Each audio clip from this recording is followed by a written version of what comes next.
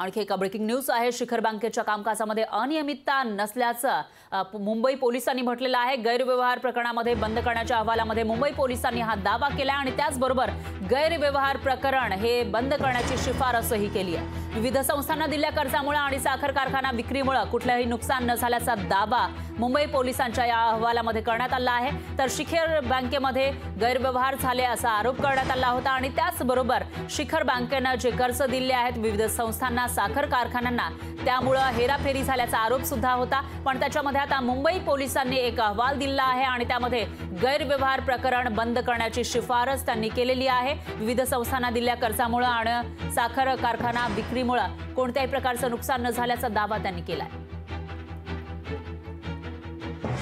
आणि या विषयी अधिक माहितीसाठी आपले प्रतिनिधी भूषण शिंदे हे थेट आपल्या सोबत जोडले गेलेले आहेत। तर भूषण, काय सांगाल? मुंबई पोलिसांनी एक महत्त्वाचा अहवाल दिला आहे। शिखर बँकेच्या कामकाजामध्ये कोणतीही अनियमितता नसल्याचं म्हटलंय, नेमकं काय आहे या अहवालामध्ये?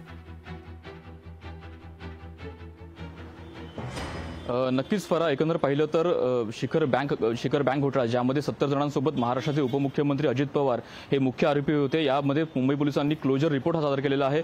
ज्यामध्ये पोलिसांनी असं नमूद केलेलं आहे की शिखर बँकेने ज्या सहकारी संस्थांना कर्ज दिलं होतं त्यामध्ये कोणत्याही प्रकारचं नुकसान हे बँकेचं झालेलं नाहीये। त्यामध्ये कोणत्याही प्रकारची नियमावलीचा भंग हा बँकेने केलेला नाही। त्यामुळे संपूर्ण क्लोजर रिपोर्ट सध्या सादर केलेला आहे। त्यामध्ये या संपूर्ण रिपोर्टमुळे नेमक्या कोणती पडताळणी उमटते देखील पाहणं महत्त्वाचं आहे। सध्या तरी हे जे मुख्य तक्रारदार होते सुरेंद्र अरोरा त्यांनी मात्र सध्या निषेध अहवाल जे न्यायालय सादर करणार आहे त्यामुळे न्यायालय नेमकी कोणती भूमिका घेतं हे देखील पाहणं महत्त्वाचं असणार आहे। मात्र सध्या तरी या संपूर्ण क्लोजर रिपोर्टमुळे हे संपूर्ण प्रकरण आता काहीसं तापलेलं आपल्याला पाहायला मिळत आहे, जेणेकरून राजकीय दृष्ट्या देखील तापलेलं आपल्याला पाहायला मिळत आहे। कारण विरोधकाच्या हातात आयतं कोलीत मिळालेलं आहे। आता विरोधक नेमके या संपूर्ण मुद्द्यावरून किती राजकारण करतात किंवा किती आक्रमक भूमिका घेतात हे देखील पाहणं महत्त्वाचं असणार आहे। कारण विरोधकांचा हा आरोप नेहमी असलेला आहे की ज्या प्रकारे संपूर्ण पक्ष किंवा एखादा नेता हा संपूर्ण जेव्हा भाजपसोबत जातो किंवा भाजपमध्ये जातो त्यामुळे त्यांच्यावरती कोणत्या प्रकारचे आरोप जे असतात ते संपूर्ण निकालात निघतात किंवा त्यांचे संपूर्ण आरोप जे आहेत ते क्लोज होतात, अशा प्रकारचा आरोप होता।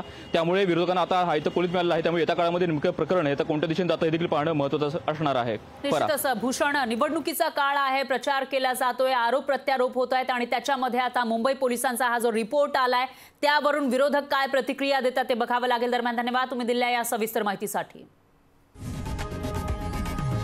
लोकशाही मराठी ऐका, पहा, जागरूक रहा।